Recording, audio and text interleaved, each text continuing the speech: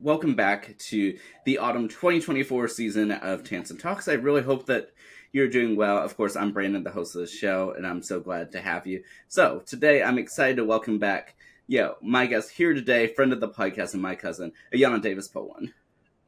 Hi. So, I'm so excited, like I said, to speak with you again. How have you been? I've been pretty good, just getting adjusted to post grad and living in a new city. How about you? Yeah, I'm doing well. Yeah, it's been such a it's been a moment since we've had a chance to properly chat. Was the last time during our last podcast at the beginning of last Yeah, year? so Wow, it's crazy to think like how much time has passed since from then to hmm now. yeah. But yeah, like I said, I'm just so glad to to speak with you again. And so, for anyone that didn't tune into our previous discussions, are you able to go ahead and reintroduce yourself for the watching or listening audience here today?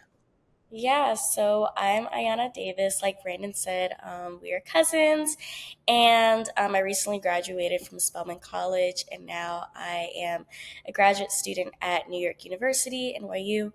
Yeah, it's pretty basic info about me. Well, first of all, like I said, I'm congratulations on your Thank you. graduation this past May.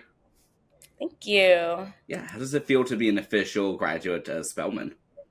Um, I don't know. I guess at first it felt a little bit like it hadn't like settled in yet.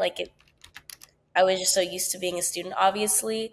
But I think it kind of hit me like once I kind of separated myself from Atlanta, like once I left, and like especially when I moved to New York and I was no longer in like this weird transition over the summer. I think that's when it kind of started to hit. But it feels really good. Like I love just the community I've gained out of Spelman. I recently joined the Alumni Association here in the New York chapter. So I'm starting to feel that transition from student to alumna just via different, avenues. So I feel like now it's kind of like settled that like, okay, I'm done with Spelman. Wow. Well, does any part of you like ever stop like if someone asks you like, "Oh, well, what are you doing? Where are you up to college?" Like, do you ever have to stop yourself and before you say like, "Oh yeah, I'm a student at Spelman." No, I once I graduated from Spelman, like I was so ready to graduate, not because I didn't like Spelman, but I was just ready to go. So like I've never had that happen actually. Well, I definitely am excited, as I said, to chat, catch up, and of course, I did want to sort of pick up where, of course, we left off last time as well, and hear what you've been up to. But speaking a little bit to how much time it's been. So, for my current, video podcast here, when we last spoke, we that was episode 4 of that show, and now this is episode 93. Hmm. Wow, that's amazing. And so like it's crazy to think like it's been that long. Like, Hmm. even though it's only been about a year and a half. Yeah. Yeah, no, that time definitely flew. I think, yeah, because that was junior year. Because I remember I was an RA.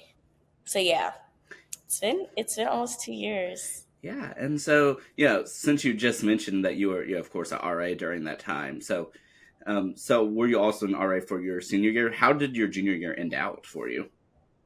So yeah, junior year ended out pretty well. I was not an RA my senior year because I was competing to be a part of a pageant, and I ended up like placing on the court.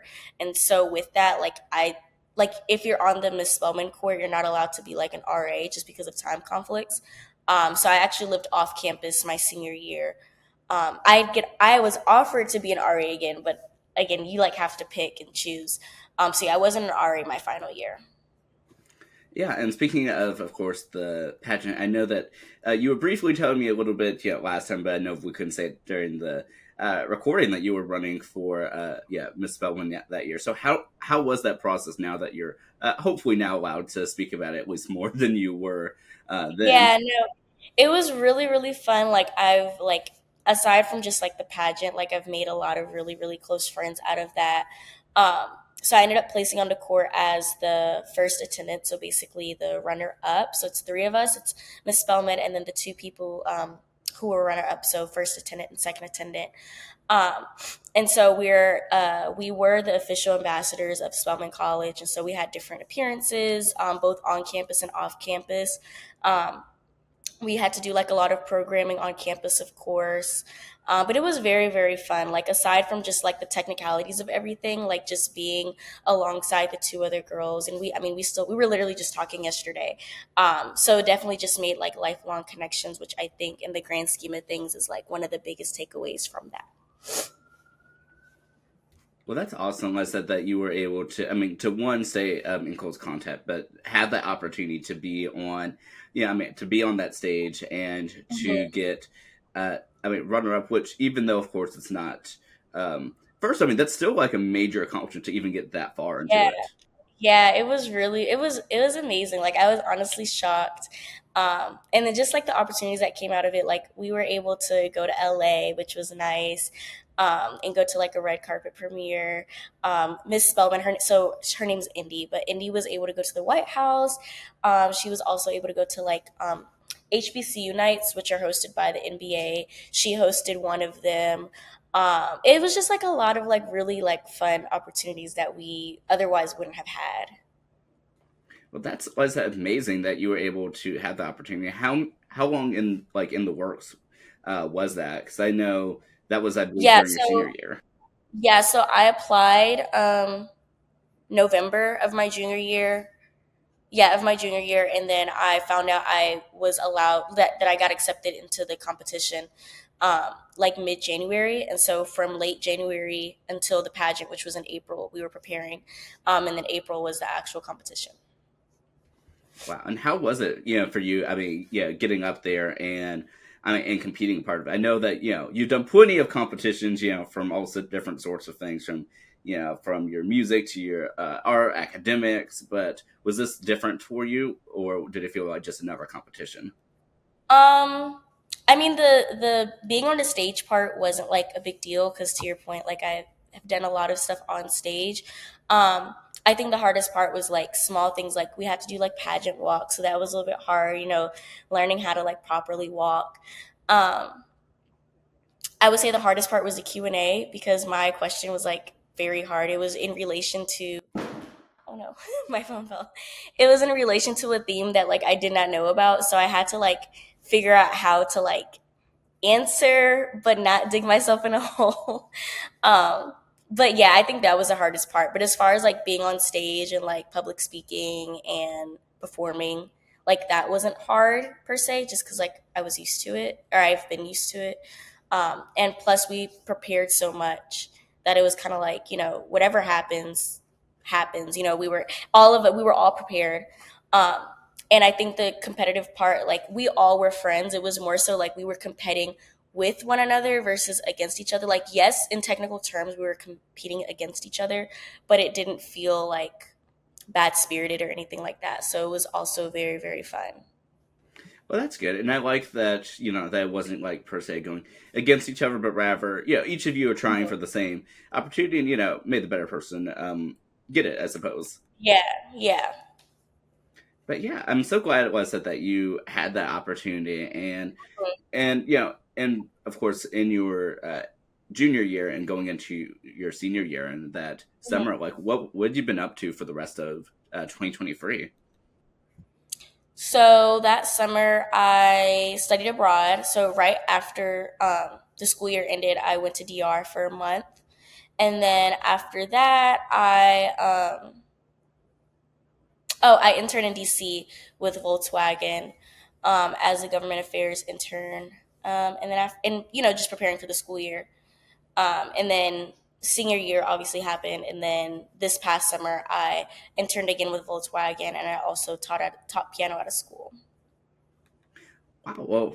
Well, first of all, those are those sound like amazing opportunities, and especially since you went back and did that one internship. And so, how was the internship for Volkswagen? How was that for you? Because I know in our previous discussion, I know you mentioned that you had done a few different other internships in the past, but how was this one different for you? I would say, I mean, the people that I worked with were very kind. It was a smaller, like the office is a smaller office, the government affairs office, so everyone knew each other, which was nice. And you didn't like the hierarchies and stuff. Like I would be in meetings with the VP like every day. We would have casual conversations every day. So I appreciated that because a lot of times, like I've worked in spaces where the like hierarchies are very like obvious and just uncomfortable is not the word, but it's just more so like everyone stays in their place. Whereas with this particular office, it wasn't like that, which I appreciated it. Everyone was very kind. Um, and yeah, just very approachable. Like I really enjoyed that. Very down to earth. That's the word. Very down to earth. And then obviously just as far as the actual work, it was it was nothing new as far as like the actual like yeah the work that I was doing. A lot of research, analysis, planning, things of that nature. Um, this year when I was interning, obviously having to keep up with the elections because whoever's in office will affect policies, which will then affect the automotive industry. Um, so that was a new task that I had. And then we worked on this initiative that it's a week long program that they provide high school students in the DC area with no cost. And just preparing for that. And it's really cool for the kids because they're able to see the different avenues that they can work within the automotive industry. So it can be anywhere between manufacturing, government affairs, marketing, etc. Um, so that was fun to kind of help plan again. The first year I did it, it was more so like assisting with what they needed. And then this year I kind of had more leadership role and I spearheaded a few ideas that we were able to execute successfully. So that was pretty nice. Well, that's great, and yeah, and I know that you mentioned too that of course you have to do some research, of course, with the upcoming November elections and everything and whatnot. But would you say that this internship, the both times that you did it, was more in your comfort zone than, for instance, like your previous internship the year beforehand, like where you were working with in the U.S. Senate? Um, when you say like more, I think as far as comfort zone, like the senator's office and in the Volkswagen, they were very similar. So I can't really say one was more my comfort zone than the other, because it's very similar work, just obviously in different offices or in different like settings, but the actual work was very very similar. Okay, that's definitely good to know. And one of the reasons I asked that too is because I know you mentioned that for, of course, your previous internship that you said that one of the things you didn't care for as much is that, of course, that you're representing the senator, not necessarily your interests per se. Like, Yeah, I would say the same goes for like the like working with Volkswagen. Like you still obviously are speaking for the company and wanting to make sure that everything aligns with the particular goals and needs of the company. I will say the main difference between working in the Senate and then working with Volkswagen is again kind of like that close knit situation. Um, I think every like in the Senate, obviously everyone's in their lanes, and like the office was really nice. Everyone in the office was nice, but there was less constant interactions between everyone in the offices, and even like the side that I was on was separate from the higher ups. Like we were in two totally different rooms. So yeah. that makes sense. And are you able to remind us a little bit too as to what exactly you're doing? Because I know that you have done, of course, a lot of your internships and work within like governmental affairs and everything. But are you able to remind us as to what you're working to aspire to do per se? Yeah, so I'm wanting to practice law. And so you can see how like the government affairs, policy affairs, and all that intersect. Because honestly, a lot of internships, like law internships, they either are only for current law students or the undergrad ones are oftentimes unpaid. So I actually got accepted to work with the DA in Atlanta, but like they didn't pay. So I just did not take the internship because it just is not like feasible. Um, so yeah, but long term, like once I'm done with my master's, I want to go on to law school and then again practice law. That's amazing, and I definitely did want to ask about your time in grad school a little bit later too. But I'm so glad, like I said, that you're able to have these different opportunities, and I believe that you said you taught a class earlier as well. Yeah, so this past summer I taught for a month or a little over a month. It was a summer enrichment program with a charter school in DC. So they had like academics and they had arts as well. So I was doing the piano section for the particular school that I was in. So again, that was about a little over a month. And the students range anywhere between kindergarten and I want to say um, seventh grade. Wow. And I know, of course, that you've been through quite a few different programs yourself, and so were you able to have some of that use some of that expertise from being in some of these programs and bring it into teaching it?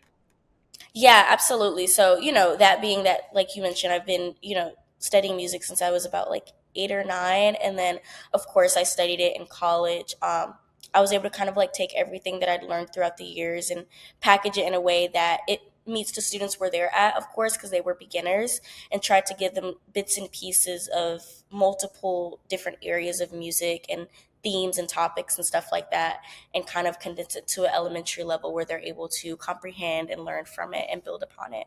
And then also like teaching certain transferable skills, so that they can take it with them, in other parts of the arts as well.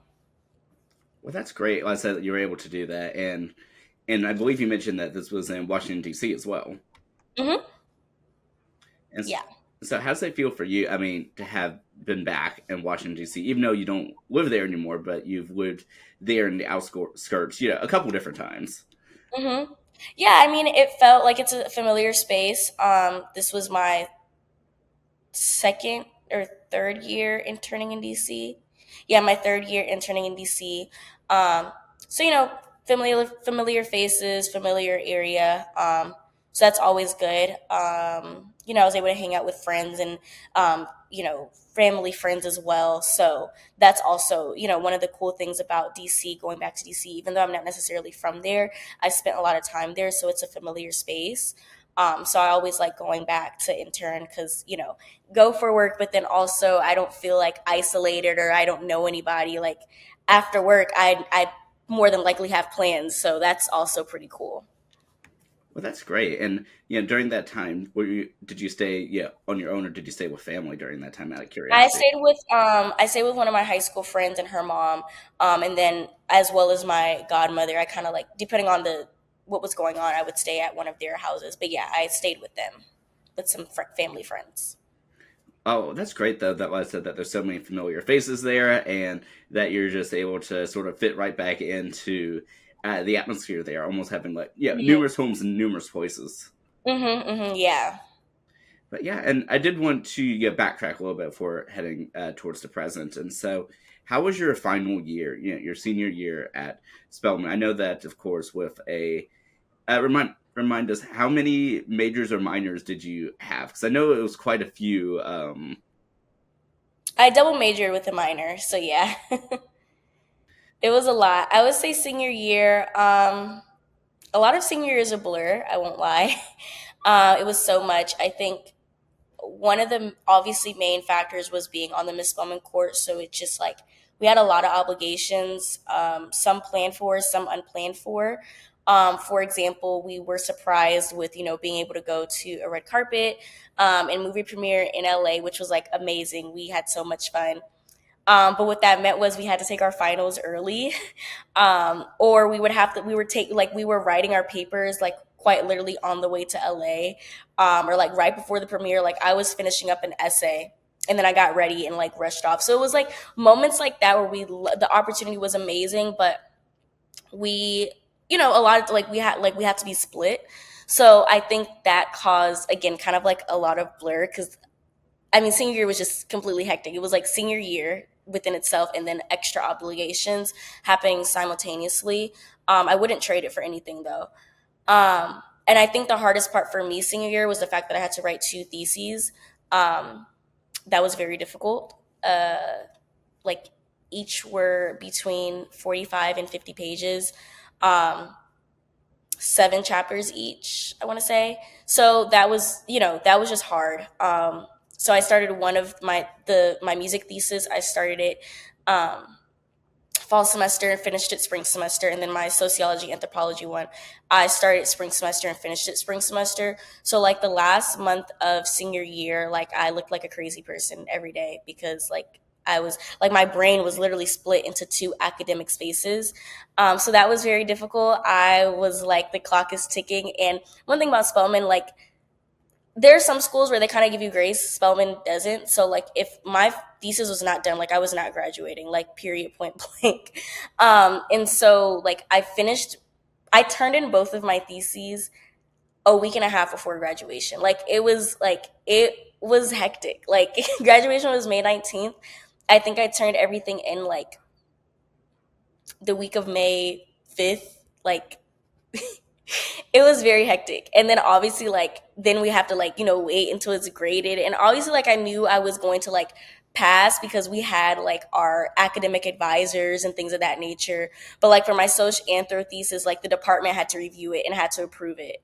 Um so yeah, that was the most difficult part, just like having to write those. And then like the running joke was like graduation's on the line. Like that was a running joke between my friends and I. So yeah, and then like when senior week came, like by the time like graduation, I was tired. I actually did not want to be there. Like I was so tired. Um, like the family came out and like they had dinners and lunches. I only went to one of the dinners, which was graduation dinner.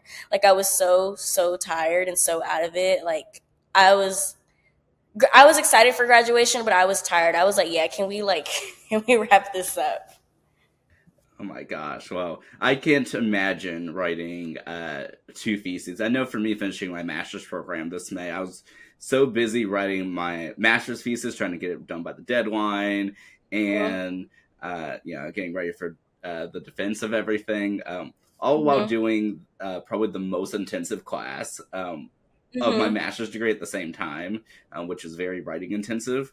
I think was just Mm-hmm. like, oh my gosh, it's like I love my program, but I need to graduate. I'm mentally done. Yeah, no, yeah, I was like so over it. Like I was just tired, honestly. I was burnt out. Like it was too much. And how was it for you trying to do them and by the deadline? And I know on the master's level, the graduate level, that I know you have after turning in the thesis, you have to have like 2 weeks for the committee to proofread them and whatnot, and then you have to defend it and have this whole very long, convoluted process. Understandable, convoluted process afterwards. But on the Yeah, undergraduate so level, how was it? for my music one, I had to present it on research day, which was like a college-wide event, and I like got judged and like all of that. The department of course had to approve it. Um yeah. And then for Soc Anthro, for our midterm, we had to present it to the department and like students, and then we would get reviews. So that was kind of like a quote unquote like defending it, kind of. But then at the end, we didn't have to like defend our thesis. It was just like the committee approved it or and graded it, and then left any feedback. And like I said, because we're obviously doing check-ins, like it would be very rare for someone to like not get their thesis approved unless they like weren't going to their advising sessions. But that was just with my majors. I know for the Spanish department, since I was a Spanish minor, I had a lot of friends who were Spanish majors, um, and the Spanish majors they had to do a thesis defense. So it just depends on the department. Well, at least it was two majors and a minor, not like trying to do like a triple major or anything. Yeah, yeah, yeah, no. But how was it for you? I mean, ending everything out, like up to graduation day, finally being done. And I know that you'd mentioned in an earlier discussion that you had said that once you finish your double major in music, that you were done with music on the academic side of things. But would you still say that holds true? Yes. I actually have not played the piano since March. I like messed up my hand, so it like hurts for me to play the piano. Like I couldn't have a recital. I was supposed to have a recital, and that ended up getting cut because like I physically was unable to finish playing a song from start to finish, or not one song, but like consecutive songs. So for my recital, I had to record it and like break up the songs, like do one song at a time. But yeah, like I definitely would like to eventually get back to music to some degree. But yeah, I would never do it academically again. Like I'm done. Wow. In that case, how did you teach the class piano if you weren't able to fully use your hand? And is it back to full usage now? I don't know. I haven't attempted to play the piano, so I don't know. Um, But I mean, that was very basic. Like I was teaching little kids, so like what I was showing them, like I could do that. Like it was like very, very basic. That yeah, it didn't affect me. Well, that makes sense. Well, hopefully, if it hasn't already, I hope that your hand at least continues healing. Yes, thank you. But yeah, I mean, but now that you are officially graduated, so how was the process this summer? I guess navigating through the new stages of new alumni, but then also to when did you officially make your decision as to your graduate program and that that was what you wanted to do? Because I know you were contemplating a bit earlier between whether you're going to do traditional graduate school or law school first. Yeah, so I decided to apply to grad school after summer of 2023. So I applied like by the early deadline, December 1st deadline. Um, I applied to Georgetown, U Miami, NYU, and Stanford. I got into Georgetown, U Miami, and NYU. I got waitlisted for Stanford, ultimately didn't get in. Um, but I made my final decision on schools, I would say the last week of March. That's when I found out from NYU, and then I found out I got a full ride. So as soon as I found that out, like I went ahead and committed. Um, so yeah, by March I knew I was moving to New York. And then as far as like the summer transition, that was definitely very difficult because New York is like it's very hard to get housing here, and like in New York you have to like in order for you to even like look at an apartment you have to make a certain amount of money, which is like an absurd amount. Like the New York rent is ridiculous. Like it's like literally ridiculous. So yeah, so just like finding places that were within our budget. It's my roommate and I, so finding places within our budget, but then also not only that, but then being qualified because again, you have to like in other states, like in Atlanta, for example, you have to make 3 times rent.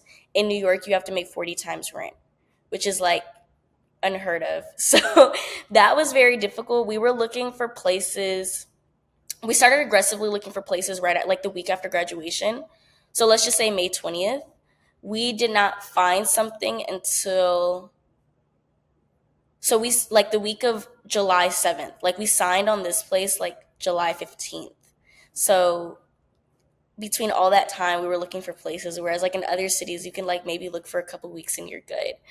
So that was very difficult. Just logistically, it was a lot, and it's very, very, very, very hard to like find a place to live in New York if you're not like filthy rich. Oh my gosh! Well, I can't even imagine like that process of trying to figure it out. And how long did it take you and your roommate to figure out, where you wanted it to go that you could one afford, but two that you'd actually want to live at? Between May and July. Wow, Yeah. wow. Well, I'm glad at least that you both managed to figure this out. And had you known your roommate for a while in doing the search? Yeah, so we went to undergrad together. Okay, well that's good.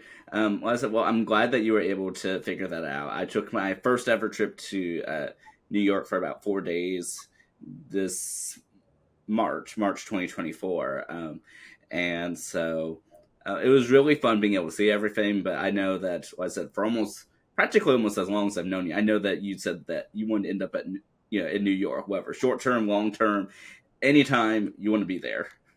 Yeah, yeah, yeah. So I somehow made it happen. And so, like for you, like, does it feel real that you finally were able to, to move to the place that you had wanted to move for such a long time? I think now it's starting to feel real now that I'm like in my like routine, like my everyday routine. But at first it was kind of like, dang, like I'm actually here. I honestly didn't think I would get into grad school, for one, much less NYU, one of the top schools, like not only in the country but in the world. So like I think that alone, I was like, oh, okay. And so I think like it was still unreal, like while I was still like finishing up at Spelman, because honestly, like I was so consumed in my work that I like could care less about New York because I was like trying to like finish. Um, and then like when I was looking for places, it was very like it wasn't a fun experience at all. It was actually probably finding a place to live in New York. I wouldn't like it was it's one of the worst experiences ever, like I won't lie. So I think during that I just was very unhappy a lot of the times. And then I was working 3 jobs and like it was just a lot. and then finally moved here, then having to get settled, all these different things. Like nothing was fun. I think once I got settled and started school, then it hit, because then I was able to just sit with myself and like it was no longer as hectic. So I would say probably not until like late August, early September is when it all kind of like started to feel real, because things were finally starting to slow down a bit. Yeah, well, I know that you're no stranger to having numerous projects at once, Hmm. but how did it? But how was, I guess, the physical transition going from Spelman, which I know, of course, is in Atlanta, to going up to New York City? Because I know, of course, in between you had your internship in DC, which I guess is about half a give or take. Yeah, so actually one of my close friends, she also graduated from Spelman, and funny enough, she got accepted into Columbia, so she is also here in New York. But she's from the DMV area, and so after graduation, I was like, yeah, I need to buy my plane ticket, this and the third, and she was like, well, why don't you just come up with me? Because she was driving, so we drove up. We did a road trip from Atlanta to DC, um, together. So, did that in a day. And then throughout the summer, I was going back and forth between DC and New York, via train. That was pretty easy and cheap. Um, and then once I was done with my internship, I took my one-way train up to New York, and that was it. Wow, that's amazing. And out of curiosity, so during which of the trips, or if you had it sent, were you able to move all your stuff from from Atlanta So I to had movers. I brought a good amount like when I did the road trip up with my friend. And then once I finally had a place to stay, or like once we signed on this apartment, I was able to find some movers, and I actually my one of my cousins on my dad's side, um, she was able to like make sure everything. 'Cause she also lives in Georgia, so she was able to make sure everything got packed up smoothly.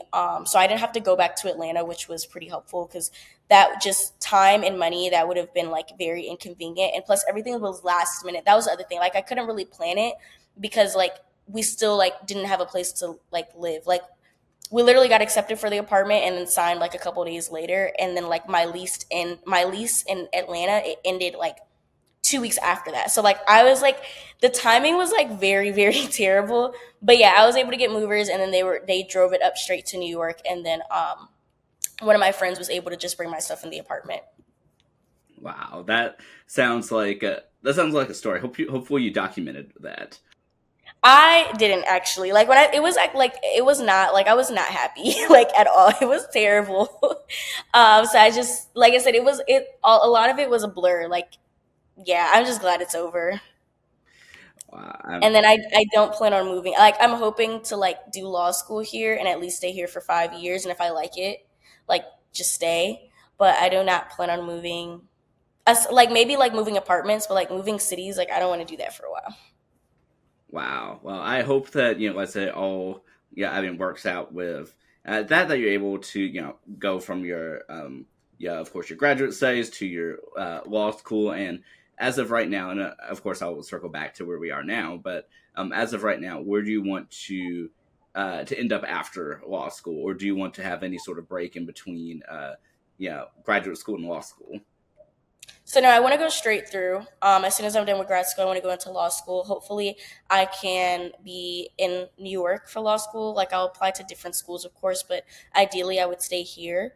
Um, and then afterwards, I mean, if I like New York, would just stay here. Like maybe go to New Jersey. Um, but if some opportunity takes me elsewhere, like obviously, I'd be open to that. That definitely, like I said, sounds good. And out of curiosity, I mean, with all of the hectic, moving and internships and all the back and forth from graduation to your first day, had you had a chance to uh, go back home and all? Because I know, of course, your family is in Puerto Rico, which is quite a bit of distance. Yeah, I haven't been to Puerto Rico since Christmas. I typically go just once a year. But last summer, I just so happened to go because I was in DR. So a flight to DR to Puerto Rico was like cheap, and it was like a 30 to 45 minute flight. Like it was like we went up and then we went down. But typically, I'll just go once a year. So yeah, I'm still not sure if I'm gonna go this year for Christmas. Just kind of see. It just depends on how things play out. But as of right now, I'll be staying in New York. So I don't know when the next time I'll be going to Puerto Rico. Wow. Well, have you still been able to, I mean, to stay connected with your family and everything, even though that you are? Oh yeah, like we talk every day. Like I'm always bothering my mom. So yeah, when we have like family group chats and stuff like that. So we like as far as communication goes, like we're always, talking. Like the other day, like I was like, oh my gosh, I haven't talked to my mom in like 3 days. Like let me FaceTime. And it was just she was busy, I was busy. But yeah, we talk very, very often. But that's good at least that you don't let something as simple as like the Atlantic Ocean stop you. Yeah. But yeah, I mean, like I said, that's so great though that you have been adjusted. How does it feel now being a graduate student as opposed to undergrad? Like in terms of the, I mean, just the rigor and the intensity of the courses. Because I know, of course, while you were finishing up your undergrad, I know it was probably a lot to try to make sure that you turned in both of your theses on time by the deadline, but uh, hopefully on time. Oh no, they were definitely I was not playing with graduation. When I tell you May 19th, I was not playing with graduation. Like I would never be I was not going to find out. I was not going to find out. So yes, definitely on time. So I would say like I have a lot of time on my hands. I've never had this much time on my hands ever, like in life, period. The classes, obviously, like the readings are a little bit more intensive. And content, of course. But as far as time, like I have a lot of time on my hands. I don't have a job right now, so I have 4 classes. One of the classes meets twice a week. The other classes meets once a week. So you can imagine like how much time I have on my hands, and so finding that balance between obviously doing my work, preparing for class, but not doing work all day because that's crazy. And then also like trying to like I feel like I'm still trying to find a routine because I have so much time on my hands. Like, I don't want to move like a robot, but I also like want to have a routine. So I'm still kind of getting used to that, honestly. Um, Still trying to figure out like studying for the LSAT. Like I've studied a few times, but I haven't been consistent. Um, so I honestly feel like it's taking me longer than I want to, but I think I'm hoping by like next semester obviously my schedule will be different as far as classes, but again figuring out how I use my day when I'm not in class, um, finding that balance of like doing stuff that has nothing to do with school study whatever, because yeah I could easily like I have no in between. Like there have been days where like I do a quick little assignment and then I'm watching TV for hours, or like vice versa, I'll be doing work for hours and I'm like that was unnecessary. So yeah. Well, I hope that you are able to find your routine. I know even for myself, I don't think in my whole time of graduate school, the whole year and a half, that I don't know. My routine was that I don't have a routine, but that I just do the same things over and over and over again. Yeah, no, yeah, I definitely, yeah, I would say that's the same. Like, I do the same thing, but I don't really have a routine. Like, every day looks different. It's kind of strange for me. Yeah, like I know it's one of those things too, where it's like even on the days that you're free, you're busy, but it's like you're You're busy free because at the why same not? time. Yeah, yeah, yeah, yeah. And then, did you work during grad school? Yeah, I worked, but like all of my jobs are like as needed. So Oh, yeah. So it was very flexible. Yeah. yeah, but I also did a graduate assistantship for the whole time, and so I was a Okay. graduate teaching assistant for the first 2 semesters. I didn't do Okay. anything during the summer because I was working on my thesis. And then my final one, I got to teach a class. Okay. Okay. But yeah, but I taught it asynchronous, and so it still was a lot of work, but it was unevenly distributed. Yeah, I see what you mean. But yeah, and so but yeah, you can always use some of your free time to catch up on my podcast though. Yes, of course. But yeah, I mean, I did want. Well, I'm so glad, of course, that I mean it's all sort of working out, and I know that of course you will find a routine, and I'm sure sooner as opposed to later. I'm sure you're going to find yourself in numerous different commitments and obligations to certain things. Hmm. Yeah. But yeah, so out of curiosity, like how far are you from where you and your roommate are to the campus?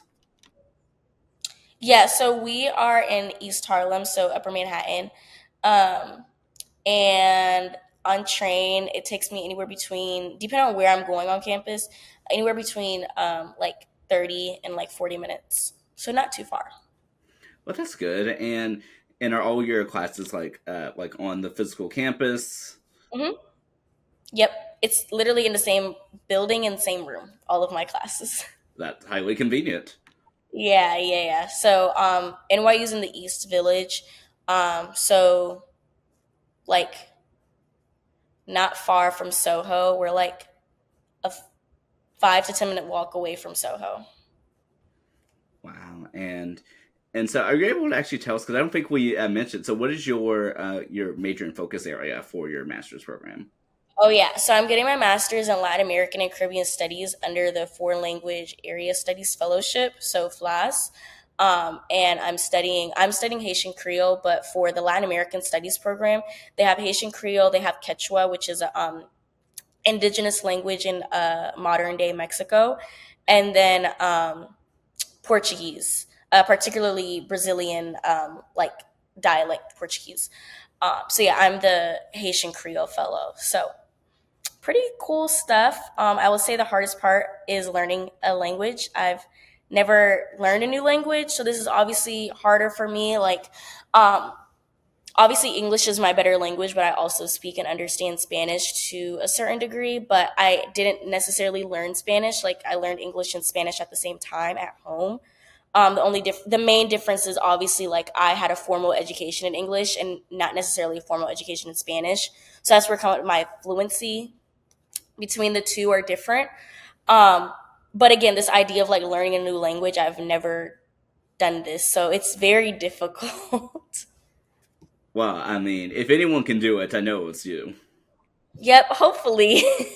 We just had our first quiz, and I'm like scared to see what grade. I'm actually not I'm not excited to see what I got because there were times I was looking at the quiz. I'm like, I don't know what this says. But then like everybody in the room looked equally stressed, so I'm like hoping the grade is curved.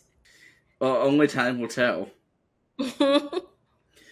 But yeah, and out of curiosity, yeah, since one of the things we have in common is that we're both like multifaceted in numerous different, avenues. Some that have no Mhm. relation to each other. But how did you choose, yeah, this for your major out of the numerous other things that you're also highly skilled and interested in? Yeah, so as far as like thinking ahead with practicing law, like I am interested in immigration law. And so with that, like although I am Latin American, I kind of just checking my own biases and like privileges. Like I do understand that I'm very privileged in a lot of aspects in just like the social world of Latin America. Um not only like not only like socioeconomic class, but also just like the simple fact that like my mom is from Puerto Rico and Puerto Rico is a U.S. colony, so therefore like she was obviously born with like U.S. citizenship. So this idea of immigration and everything that comes with it, that's just not a part. It's not a part of my world whatsoever. I won't have to deal with that. My mom, my sister, family members, like that's just like I'm far removed from that. And so that being the case, like I just understand there's a lot that I need to learn um, on that theme specifically, but then also just Latin American culture as a whole. Like, I think someone being a part of a culture isn't enough for you to say that you're a scholar or an expert of that culture. And if I'm wanting to work with people, particularly very vulnerable community, I just think that the more I know, the better. Um, and then also, I am still interested in like doing academic research down the line, like anthropological field work. I'm, some at some point, and having a bachelor's is basically the equivalent of having a high school diploma. Like that's just not enough. And so I wanted to give myself the opportunity to have an extra credential so that if I want to go into research, I can. And having a JD like won't. That's irrelevant. And I didn't want to do a PhD. Like, I'm not really interested in getting a PhD. So, a master's is kind of like that in between where it allows me to have that extra credential where I'll be qualified to conduct research, but it's not overcommitting to like a PhD because my full time, like my long term goal isn't to be a researcher. That's just kind of like one of the smaller things. So that was kind of why I decided to get a master's, and then and particularly Latin American studies. and it kind of relates pretty well with like my social anthro background because it's still within the social sciences. So a lot of the work that I do or studying now, it's still a lot of sociological, anthropological stuff, along with like history and like econ as well. Um, and oh, and then the other thing was like because I was a Spanish minor at Spelman, the Spanish minor isn't just language classes, it's language classes, but then also thematic courses. So like I kind of was like, it's called the Spanish department, but it's really like a Latin American studies, quite honestly. Like once you take those language courses, then you're taking thematic courses that are looking at again the social science and humanities as it relates to Latin America. So a lot of the stuff that I'm learning now is in addition to what I've already learned in undergrad. Well, I definitely can tell, of course, that you put a lot of thought into what you wanted to do, and I like what you mentioned too about the extra credential. Mhm. That something that can validate that yes, I can do this, and I have actually done the research and the formal education to do this. But in the same Mhm. regard, like not going all the way to like a doctorate degree, of course. Yeah, outside, of course, the Juris Doctor. Mhm. Yeah. Yeah. Yeah. But yeah, I mean, that's so fascinating. I mean, that you've been able to do that. And I did want to take this a bit full circle back to, um, your study abroad that you did. And so how, I know we spoke briefly about it earlier in this discussion, but yeah, how was that for you being able to see everything really up close and, and really be able to observe things from a more academic lens? Yeah, so it was really nice. I think I mean one, it was a new country for me to go to, so that was just great to, get that extra stamp on the passport. Um the group that I went, I mean, we're all still friends now, like again, just lifelong friendships made out of that. So the group that I went was really fun. We learned a lot. The actual school that we went to was pretty cool. Um and they like organized different like field trips for us to go to different areas in the Dominican Republic. So it wasn't just classroom experience. But I think too the other part that was like very important and personal for me is so my mom is Puerto Rican and Dominican, but she grew up culturally like just with her Puerto Rican side. And so I growing up I didn't know much about my Dominican heritage. I had never been to the Dominican Republic, and I didn't spend much time with my Dominican family. So it was really nice to like just learn about my own culture because I just honestly, and still I don't know much. So learning about that part of my culture, experiencing different things, going to places that my own family members have never and might not have the opportunity to go to. So I think that I also took with a lot of pride and just like I'm like going to this space and like recognizing the fact that like I'm like for example, we went to like the President's Palace, which like you have to get a special invitation to go there.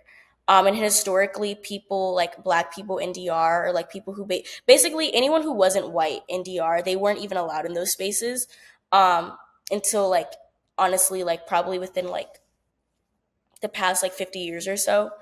Um, and so that was a privilege within itself. So I think small opportunities like that, I try not to take it for granted as I understand that like I might be as of right now like I literally met family members in the DR, like my aunts and uncles, and they're like, "Oh my gosh, like I can't believe you went there," you know. So it's like just like recognizing those small things, and then I was able to meet family members, which was really nice. Um, so I think more than the academic side, I think it was just important for me to go there, because like quite literally, like my second last name comes from that side of the family. So it's just like I'm not very far removed from the country, that's where my grandfather was born and raised for the first part of his childhood. So it was very important for me to go and again learn about my own culture and still wanting to learn more because I still do feel, very disconnected. But that was kind of like my first step of feeling connected with that, side. So the actual like academic experience was nice, but I think the largest takeaway was just being able to connect with one of my other like countries. I love that, and I'm so glad that you had a chance to. I mean, to have that experience. I know when we were speaking last time, you were very much looking forward to it as one of the whole reasons you even decided to do the Spanish minor. So I'm glad that it was able to work out for you. Yeah, yeah, it was very very exciting. Like it was a great trip for sure. That's awesome. Well, is there anything else that you wanted to speak about while we are here discussing for this episode? No, I mean, I think we covered so much, just like catching up from the last year and a half and like what I'm currently doing. Yeah, I think you were able to kind of like get a good picture of everything. Okay, that's awesome. Yeah, I definitely wanted to make sure, like I said, at a lot of moment in case that we had missed anything important for you, had any questions for me. Mm-hmm. Yeah, no, I definitely appreciate you, allowing, like, giving this platform. It's really nice. Yeah, and I did want to follow up from that too and say, so what does it mean for you to be able to share your story here on the platform? Mm, let's see. I think like visibility is always very important. And like allowing for people to hear and see that like certain things aren't necessarily unattainable. Um, and just being able to hear like the process for different people. Like I love to listen to podcasts and like it's very easy to say like, oh, this person's doing that, but then you don't hear about the in between. So I think like hearing about the in between is very nice. Just not even for myself, but just in general as a whole, I think is kind of the cool thing about platforms like this. Yeah, I absolutely love that. And you brought up such a great point too. I love being able to, I mean, to hear not about just the end result, but how did you even get there? Because I think Hmm. it's one thing where you can look at someone, especially like a celebrity, and be like, "Wow, they did that. That's impressive." But it's another thing like to speak with them from the beginning and Yeah, hear how they got there. I mean, it's truly remarkable, and I think we don't put a lot of emphasis on the middle part, just the beginning and the yeah, end. yeah. No, I definitely agree with that. But yeah, and if anyone wants to connect with you now that you're in the beginning middle of your story, where are the best places for them to tune in, hear more about you? Yeah, so I'm very active on my Instagram. So it's Ayiana dot Taina. So Ayiana dot Taina. I have like LinkedIn, but like I don't really go on there. But it's just my first and last name, Ayiana Davis Polen. But yeah, I'm like active on Instagram.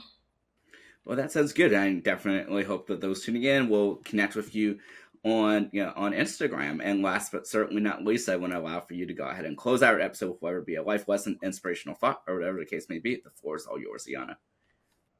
Ooh, a life lesson. Okay, let me think. um, Okay, I think what I'm learning now is not to be so rigid. Like, like I'm very like normally like if I like for example like going out and stuff like that. Like if someone invites me out somewhere, I like normally like like I didn't really plan on doing it or like I don't have time or I have stuff to do. But like sometimes you just have to like say, okay, whatever, like I'll go out. Like literally my cohort, they like went out for happy hour the other night and like I had work to do, but I was like, let me just go to this happy hour and then when I get back, do my work. Or like yesterday I went out with my cohort as well. And I was like, okay, I'm gonna go out. I'm not gonna say that like my excuse is I have work. I'm gonna do my readings. I forced myself to read 3 chapters of my book and then I went out. So I think small things like that, like not being so rigid and just like allowing myself to do stuff, because typically if I know I have stuff to do, like I'll just like punish myself and not go out. So just learning that like in between, I think is something that I'm learning how to do now, because balance is definitely important. Well, that's certainly, I mean, is such a great lesson. I think is a great way to close this out as well. I know, like, even for me, when I was in New York, I for our little cohort that we had, someone wanted a late night pizza, and so you know what, under normal circumstances, like, no, but it's like, why not? Like you shouldn't at least go alone, and so yeah, it was 3 of us. We went out for, got lost in New York for a late night pizza, but as out of the ordinary as it is for me, that was like such a fun and memorable experience, and like I Oh, wouldn't trade it that's for nice. anything. I've definitely had a few late night pizza moments. I think at so far I've had 3 late night pizzas. One of the late night pizzas, I kid you not, was at 3 a.m. Oh my gosh. Oh my. What is your favorite pizza place out of curiosity there? I don't know, honestly. I've been to like 3 or 4 pizza places, but I haven't like really paid attention to like the names of it. I just like step inside. Um, so I actually don't know. I need to pay attention but it's so hard because like New York, there's pizza in every corner, so it all just becomes a blur. Oh my gosh. But yeah, but like I said, I really love that. I mean, like I said though, yeah, to take advantage of of those opportunities as well. Cause yeah, you Hmm. never really know what's going to shape you. Like I just happened to be at my campus months after graduating. I was there for an event Hmm. and they were like, hey, would you be interested in teaching a class that begins in 4 days? It's just like, And you just have to take it yeah, if it matches up. yeah. It's just like, well, this is the most inconvenient timing ever, but sure. Yeah.